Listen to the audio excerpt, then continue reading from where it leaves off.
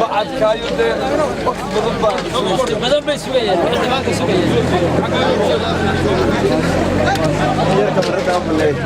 انا اقول خلاص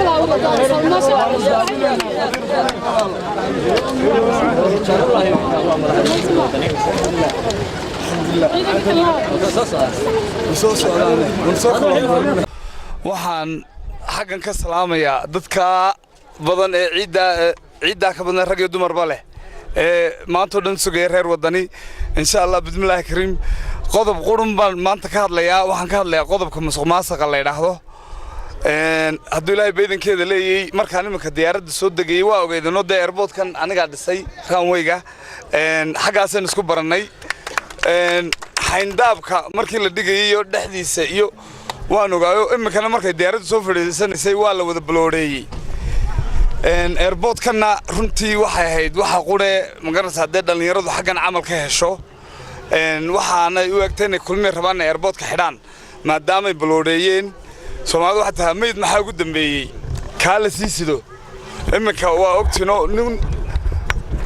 dayr weyn baa laga dhex jeexay meesha Cabdiraxmaan waan wada hadalay waxa ugu horeeya ee la baabiinaya waxa way dayrka iminka airportka laga dhisay leeyahay hotel baa laga dhigayaa waxa ku xigaysa warshadaas ku xigaysa warshadaas dadka deegaanka Maxamed Mooge waxay ku keentaa cudurrada asmada oo kale iyo respiratory problems Maxamed Mooge loo hoos degay bay maanta dhintay asfal ku shido ayay haddana dadkii xiiq wada qaadeen dhulka ay warshadaas ku fadhidana waxa lahaa oo anagu kamid ahaa dadkii ka kiciyay reer agoona oo la raadad ma taagane oo shilin loo celin inta agoontii laga qaaday iyo danyartii iyo islaan kale laba ninana waalan haysata inta laga qaaday baa nimantaa jirin la siiyay ku ganacsada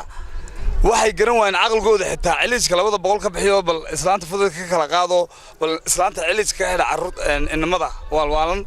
marka insha Allah bismillaahi kariim labadaasba markay xukuumadda wadani dhawto cagafta la marinayaa ha ku insha Allah bismillaahi kariim taan rabay inaan ku darso waxa weeye markaan airportkan dhisayna qorshaheedu wuxuu ahaa inuu noqdo grade 4 international airport marka 1 u 2 iyo 3 baa ka horeeya laakiin imika nasiib darro waxa weeye grade 9 wadannada yarare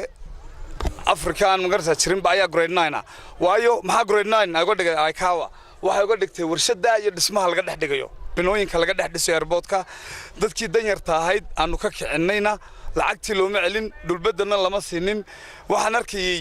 in aaga weyno shalay toole meelahan kulmiye u ololeynayay in aaga weyne dadkii dhulbadalka